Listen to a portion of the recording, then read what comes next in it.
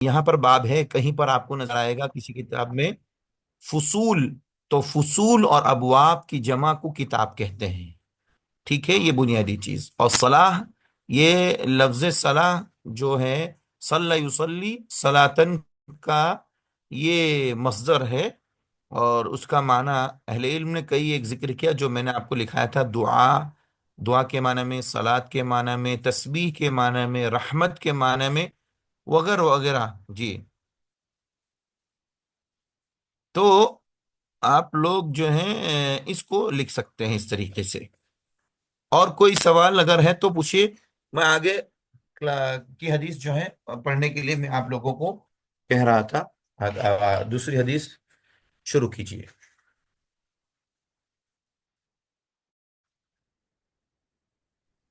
أعوذ بالله من الشيطان الرجيم. بسم الله الرحمن الرحيم. عن أبي هريرة رضي الله عنه قال قال رسول الله صلى الله عليه وسلم إذا اشتد الحر فأبردوا بالصلاة فإن شدة شدت الحر. جی پڑھیے.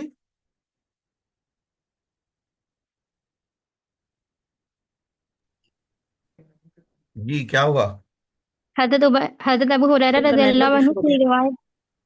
ہاں. جی آواز آئی شیخ؟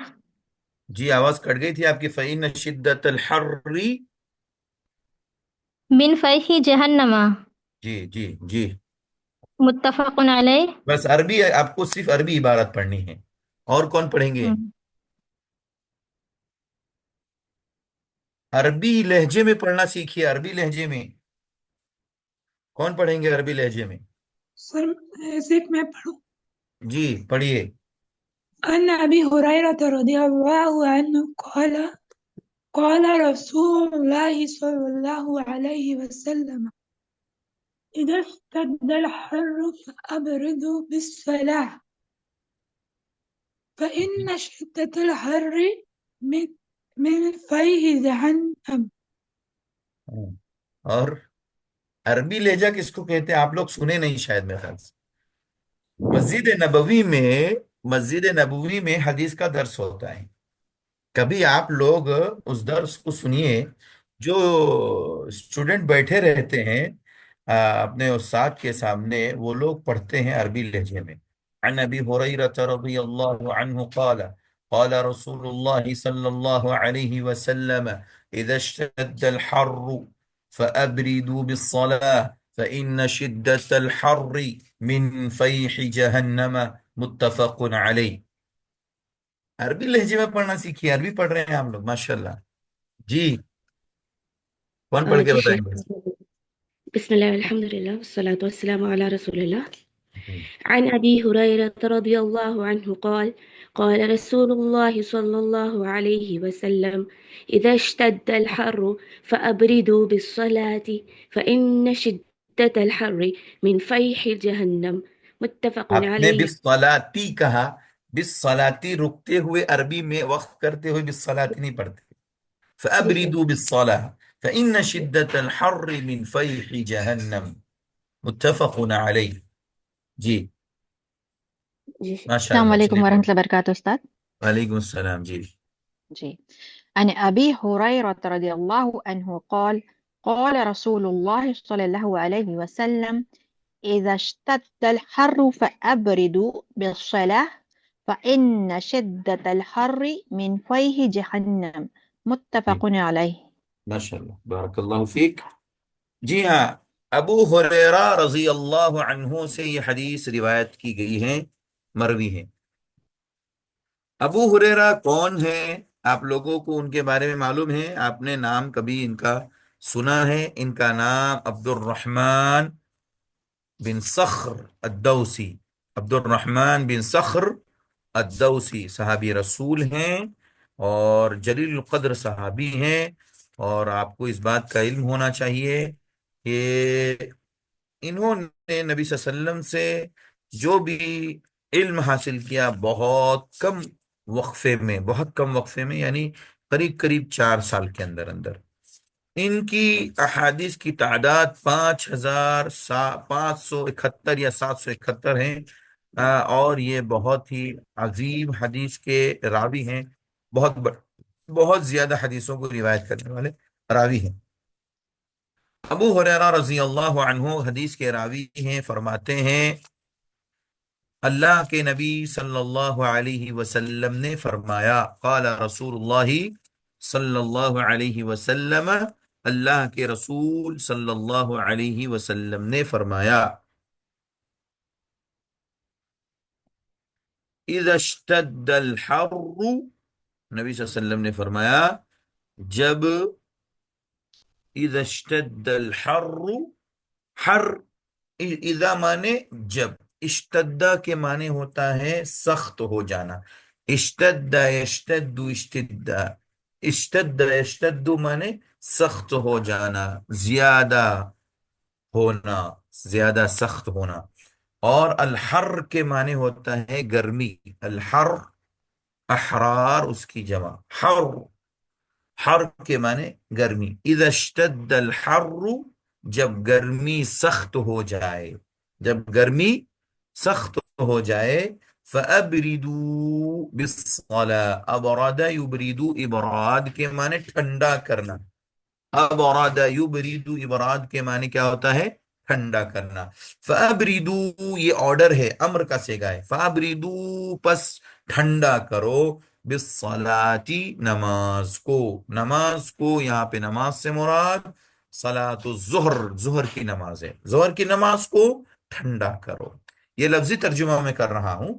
فَإِنَّ، یقیناً، فا پس کے معنی میں، ان بے شک، شدہ معنی سخت، فَإِنَّ شِدَّةَ الْحَرِّ، حر معنی گرمی، بے شک گرمی کی شدت، من فیح جہنم، من معنی سے، فیح معنی سانس، جہنم معنی جہنم، یہ جہنم، فَإِنَّ شِدَّةَ الْحَرِّ، بے شک گرمی کی شدت، جہنم کی سانس کی وجہ سے ہے، سانس لیتا ہے نا انسان، ایسے ہی جہنم بھی سانس لیتی اور چھوڑتی ہے، جہنم کی سانس کی وجہ سے ہے۔ اللہ تعالیٰ نے، نبی صلی اللہ علیہ وسلم نے حدیث کے اندر اس بات کی طرف اشارہ کیا۔ یہ روایت صحیح بخاری اور مسلم کے اندر ہے، اس لیے اس کو متفق علیہ کہتے ہیں، متفق علیہ اسی وجہ سے اس کو کہا جاتا ہے کیونکہ اس حدیث کو امام بخاری اور امام مسلم رحمت اللہ علیہ نے روایت کیا ہے۔ اب آپ لوگ اس حدیث کا ترجمہ سن چکے لفظی، اب اس کا مفہومی معنی سمجھیے۔ ابو ہریرہ رضی اللہ عنہ کہتے ہیں کہ نبی کریم صلی اللہ علیہ وسلم نے فرمایا کہ جب گرمی شدید ہو جائے، یہ موسم گرما کے بارے میں بتایا جا رہا، ابھی تو سردی چل رہی ہے، ٹھنڈی کا موسم ہے، ابھی وقت نہیں ہے، وہ گرمی کا موسم ہو، سخت گرمی ہو، تو کہا گیا کہ فَأَبْرِدُوا بِالصَّلَاةِ، نماز کو ٹھنڈا کر کے پڑھو، یعنی ظہر کی نماز کو جو اول وقت میں آپ پڑھتے تھے اس کو تھوڑا سا مؤخر کر دو، اس کا جو آخری وقت ہے اس سے پہلے پہلے تھوڑا ٹھنڈا کر کے پڑھو، کیونکہ جب سورج بالکل بیچو بیچ ہوتا ہے، جس کو ہم زوال کا وقت کہتے ہیں، ہم کل پڑھے تھے، اور مڈ ڈے کہتے ہیں، اس وقت گرمی زیادہ تیز ہوتی ہے، بہت زیادہ گرمی لگتی ہے، اور اس کا احساس شاید ہم ہندوستان پاکستانیوں کو نہ ہو، لیکن سعودی عرب میں جو لوگ رہتے ہیں ان کو اس بات کا احساس ہوتا ہے، کیونکہ سعودی عرب میں گرمی زیادہ ہوتی ہے، آپ لوگ ان کے بارے میں علم رکھتے ہیں۔ تو بہرحال اللہ تبارک و تعالی، نبی صلی اللہ علیہ وسلم نے فرمایا کہ تم ظہر کی نماز، یہاں صلاۃ سے مراد کون سی صلاۃ ہے بھائی؟ کون سی نماز ہے؟ ظہر کی نماز، ظہر کی نماز کو تم ٹھنڈی کر کے پڑھو، فَأَبْرِدُوا بِالصَّلَاةِ، نماز کو ٹھنڈا کر کے پڑھو، یعنی اس کو اس وقت میں پڑھو جب سورج تھوڑا ڈھل جائے اور غروب کی طرف چلا جائے، اور جو نماز، ظہر کی نماز کا جو آخری وقت بتایا گیا تھا کل، جو عصر سے پہلے کا وقت ہے، اس سے کچھ پہلے، اس سے کچھ پہلے، یعنی اول وقت اور آخر وقت کے درمیان میں پڑھیں گے تو موسم ٹھنڈا ہو جائے گا۔ یہ کیوں کہا گیا ٹھنڈا کر کے نماز پڑھنے کے لیے؟ تاکہ اللہ کے نبی نے کہا کہ تم گرمی سے بچ سکو، فَإِنَّ شِدَّةَ الْحَرِّ، تاکہ گرمی جو ہوتی ہے، شدید گرمی، یہ جہنم کے سانس چھوڑنے کی وجہ سے ہوتی ہے، سانس کی وجہ سے، یعنی جب جہنم سانس چھوڑتی ہے، تو جب وہ سانس چھوڑتی ہے تو دنیا میں گرمی شدید ہو جاتی ہے، اور جب وہ سانس لیتی ہے جہنم اپنے اندر، جیسے ہم لوگ اندر سانس لیتے ہیں، تو ایسے جہنم جب اندر سانس لیتی ہے تو دنیا کے اندر ٹھنڈی کا زمانہ، ٹھنڈک بڑھ جاتی ہے، ٹھنڈی ہوتی ہے۔ ٹھنڈک کا ہونا، گرمی کا ہونا، یہ سب اللہ کی قدرت پہ ہے، سب اللہ کی قدرت سے ہوتا ہے۔ لیکن یہاں پر نبی کریم صلی اللہ علیہ وسلم نے جہنم کی طرف اشارہ کرتے ہوئے کہا کہ جہنم کی سانس لینے دینے چھوڑنے کی وجہ سے گرمی جو ہے کیا ہوتی ہے، بڑھ جاتی ہے۔ تو گرمی تو اصلا اللہ تعالیٰ ہی اس کا خالق اور مالک ہے، اسی کے ذریعے سے ساری چیزیں چل رہی، لیکن اس کے اندر جو زیادتی ہو جاتی ہے وہ جہنم کے سانس چھوڑنے یا سانس لینے کی وجہ سے سردی بڑھ جاتی ہے۔ تو یہ حدیث کا مفہوم ہے جو آپ نے ابھی تک سماعت فرمایا۔ اب جو ہے آپ لوگوں کو جو لکھنا ہے، حدیث کا باب سے تعلق، حدیث کا باب سے تعلق کیا ہے؟ فَأَبْرِدُوا بِالصَّلَاةِ، باب میں کیا کہا گیا؟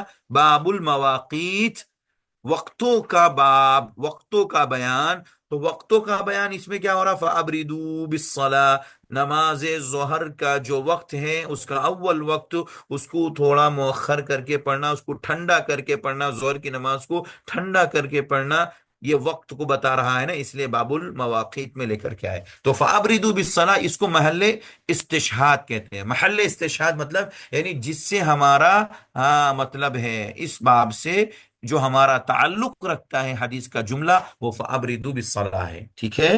یہ آپ کا باب سے تعلق ہے، اور چونکہ کتاب الصلاۃ میں لے کر کے ہے تو فَأَبْرِدُوا بِالصَّلَاةِ، نماز کی بات ہو رہی ہے، نماز کی بات ہو رہی، وقت کی بات ہو رہی، تو وقت کے ذریعے سے باب سے تعلق ہے، اور نماز کا ذکر ہونے کی وجہ سے کتاب الصلاۃ سے تعلق ہے، تو باب اور کتاب دونوں میں مطابقت ہو گئی، دونوں میں اس کی جو ہے کیا ہے، مطابقت ہوئی۔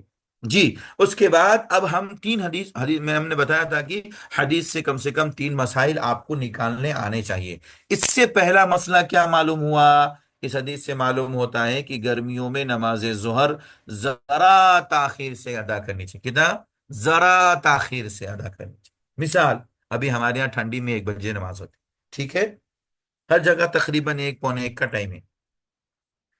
1 بجے گرمی جب زیادہ رہتی ہے تو اس وقت شدید رہتی ہے، تو ہم اس کو کہتا پڑھ سکتے 1:15، ہاں 1:15، 15-20 منٹ لیٹ، اس کو کہتے ہیں فَأَبْرِدُوا بِالصَّلَاةِ۔ اب کوئی کہے نہیں بھائی، عصر کی نماز کا وقت 3:45 کو ہو رہا، لہذا ہم 3:30 بجے ظہر کی نماز پڑھیں گے، نہیں ٹھنڈی کر کے پڑھنے کا حکم، تو یہ بیوقوفی ہوگی، اتنا نہیں، اللہ کے نبی نے تھوڑا سا وقت کو مؤخر کیا ہے۔ تو پہلا مسئلہ کیا معلوم ہوا کہ بوقت ضرورت، گرمی میں خاص کر کے گرمیوں میں نماز ظہر کو ذرا تاخیر سے ادا کرنا، یہ نبی صلی اللہ علیہ وسلم کی سنت سے ثابت ہے۔ اشتد الحر یہاں سے ہمیں معلوم ہوا۔ نمبر 2، دوسرا مسئلہ، یہ بات جو ہے نا گرمی میں مؤخر کرنا، یہ جمہور علماء نے اس کو مستحب قرار دیا، واجب نہیں ہے، واجب نہیں ہے، لوگ واجب سمجھ کر کرتے ہیں جو کہ غلط ہے، یہ مستحب ہے، یہ اچھی چیز ہے، کرنا چاہیے، سنت پر عمل کرنا چاہیے۔ دوسرا مسئلہ معلوم ہوا کہ نماز ظہر کو ٹھنڈا کر کے پڑھنے کی حکمت یہ ہے کہ انسان نماز میں سکون اختیار کر سکے، اس کے رکوع میں، اس کی نماز میں خشوع اور خضوع پیدا ہو۔ اس لیے اللہ کے نبی صلی اللہ علیہ وسلم نے کہا کہ تمازت، گرمی کی شدت کی وجہ سے تم نماز کو تھوڑا سا تاخیر کر کے پڑھو، ظہر کی نماز کو گرمی میں نہ پڑھ کر کے اس کو تھوڑا سا ٹھنڈا کر کے پڑھنے کا حکم دیا گیا۔ مسئلہ یہ معلوم ہوا اللہ کے نبی صلی اللہ علیہ وسلم اور شریعت کی ہمارے اوپر کتنی مہربانی ہے کہ ہم لوگ نماز کو مؤخر کر کے پڑھیں، تاکہ جو حکمت ہے اس کی یہ کہ ہم رکوع، سجود، اسی طریقے سے خشوع اور خضوع کے ساتھ ہم نماز اطمینان اور سکون کے ساتھ پڑھ سکیں، ورنہ گرمی زیادہ ہوگی تو لوگ سجدہ کر سکتے ہیں نہیں۔ آج ہمارے یہاں تو ماشاءاللہ عالی شان مسجد ہیں، ہمیں کیا دقت ہے، گرمی بڑھ گئی اسی چلا دو، کوئی حرج نہیں، ہم اسی میں پڑھتے ہیں، ہم اپنے اول وقت میں پڑھتے ہیں، کوئی حرج نہیں، پڑھیے اول وقت میں پڑھیے، لیکن وہ عرب کا زمانہ، عرب کا دور، عرب کا علاقہ، نبی کریم صلی اللہ علیہ وسلم کا زمانہ، جہاں بیچاروں کے لیے زمین پر بچھانے کے لیے چٹائیاں نہیں ہوتی تھی، زمین فرش نہیں ہوا کرتا، بالکل زمین پر، سطح زمین پر وہ لوگ نماز پڑھتے تھے۔ نبی کریم صلی اللہ علیہ وسلم مٹی پر نماز پڑھتے صحابہ۔ ایسے میں اگر اوپر چھت بھی نہیں، چھپر تھا، صرف اللہ کے نبی صلی اللہ علیہ وسلم ایسی مسجدوں میں نماز پڑھتے صحابہ، تو ظاہر سی بات ہے ان لوگوں کے لیے ایسے موقع پر سجدے کرنا، وہ بھی صحابہ کے، رسول اللہ صلی اللہ علیہ وسلم کے سجدے لمبے ہوا کرتے تھے، ہماری طریقے سے ہماری طرح جلدی جلدی نماز نہیں پڑھتی۔ بہرحال تو اس لیے حکمت یہ بتائی گئی کہ رکوع اور سجود اور خشوع اور خضوع اطمینان سے ہو سکے، اس بنیاد پر اللہ تبارک و تعالیٰ نے مجھے اور آپ کو، ساری دنیا کے لوگوں کو یہ کہا کہ نماز کو تھوڑا سا گرمی میں مؤخر کر کے پڑھیں۔ یہ دوسرا مسئلہ معلوم۔ تیسرا مسئلہ یہ معلوم ہوا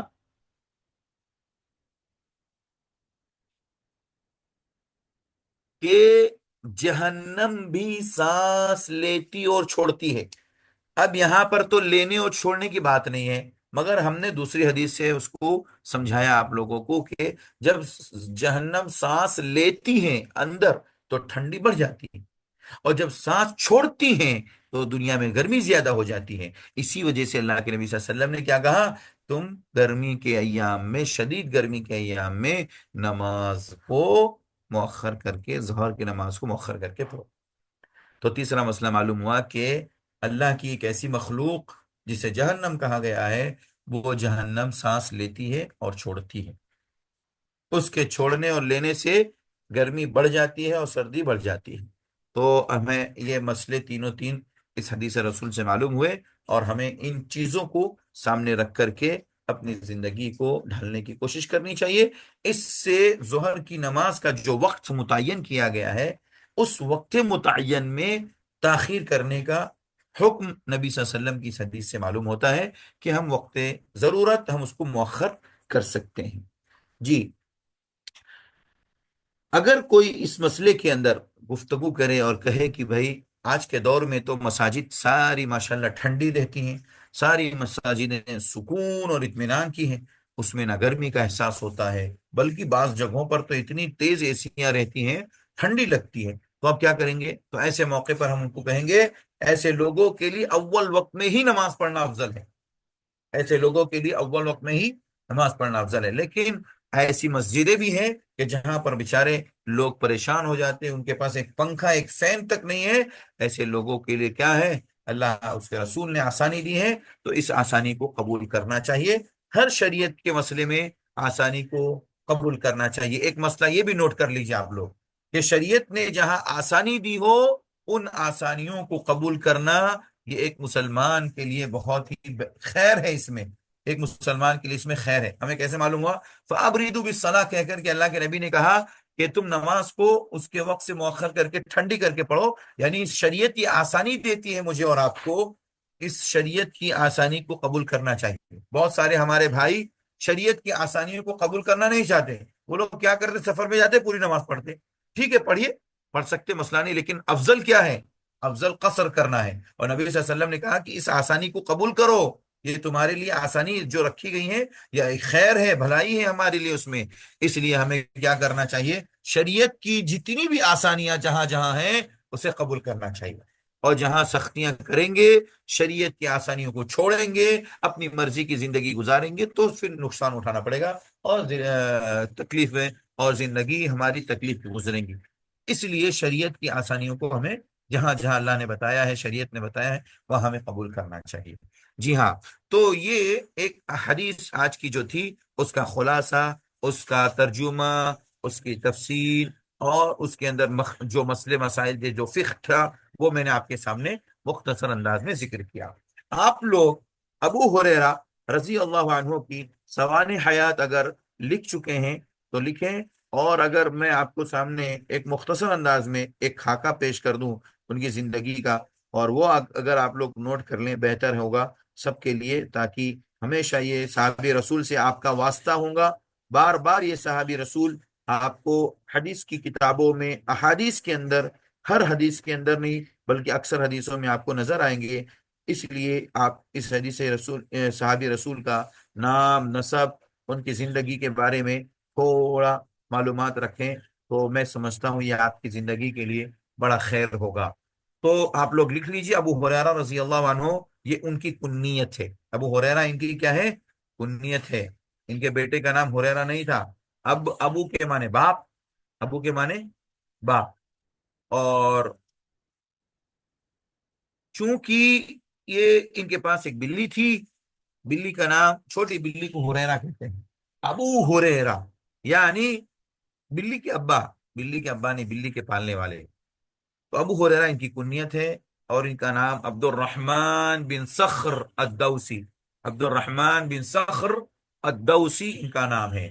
ان کی پیدائش کے بارے میں کہا گیا کہ 21 قبل ہجری، یعنی ہجرت سے 21 سال پہلے پیدا ہوئے، اور 59 ہجری میں، 59 59 ہجری میں ان کا انتقال ہوا۔